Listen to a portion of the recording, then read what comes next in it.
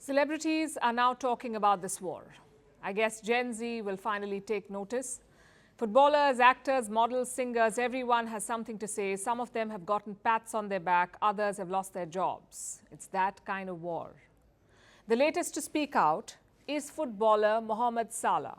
He's from Egypt and an Arab himself. In fact, Salah is often called the pride of the Arabs. He plays for Liverpool in England. Salah is asking world leaders to end the attacks on Gaza. Listen in. All lives are sacred and must be protected.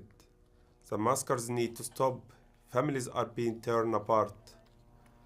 What's clear now is that humanitarian aid to Gaza must be allowed immediately. The people there are in terrible conditions. The scenes at the hospital last night were horrifying. The people of Gaza need food, water, and medical supplies urgently. I'm calling in the world leaders to come together to prevent the further slaughter of innocent souls. Humanity must prevail.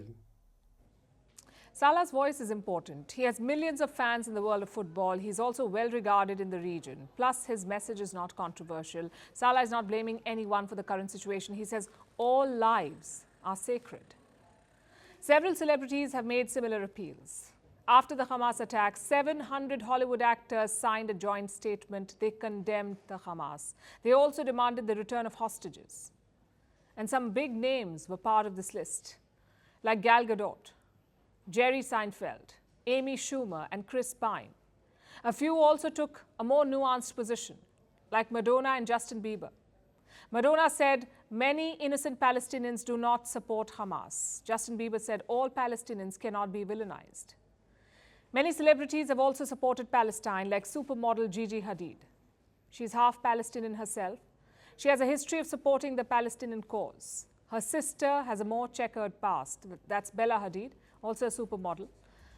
She's been accused of anti-Semitism by Jewish groups. But this time, she has not said anything, neither about Hamas nor about Israel. In the UK, more than 2,000 celebrities have signed a joint statement. They've called for a ceasefire in Gaza. They also want the UK government to stop arming Israel. I don't think Rishi Sunak is listening, though. He landed in Israel today with a plane full of weapons. Also, the statement did not mention the Hamas attack. A bit rich, I would say. It's okay to call for a ceasefire, but how can you not address the incident that led to this escalation? Some British MPs have criticized this letter. One lawmaker called the celebrities a group of misfits and weirdos. In sports, the story is the same. Mohamed Salah's statement was nuanced, but others were not. Multiple players in European leagues have been suspended. The latest is Youcef Atal. He plays for Nice in the French league. Youcef briefly posted a message from a Palestinian preacher. He was asking God to give Jews a dark day. The club later suspended him. Earlier this month, Bayern Munich did the same. They suspended a Moroccan defender for sharing a pro-Palestine message.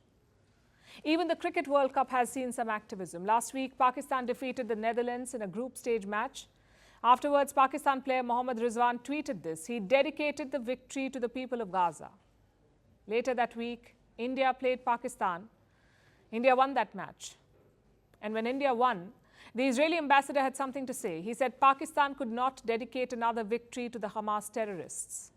So there's a lot going on, really. Every celebrity has something to say. But some of those statements have had consequences. Like for former adult actor Mia Khalifa, she cheered the Hamas for the terror attack. Take a look at her pinned post on social media. I just want to make sure there's 4K footage of my people breaking down the walls of the open-air prison. She forgot to mention what happened after those walls were broken. Innocent Israelis, including children, were killed. Her employers have taken note. Playboy magazine has decided to take off her podcast. I guess that's where you draw the line. Supporting civilians is fine. Supporting Israel or Palestine is also fine. But supporting terrorism is not. And celebrities need to understand that. Your voice carries a lot of influence. People are swayed by your opinion and suggestions. So don't lead people down the wrong path.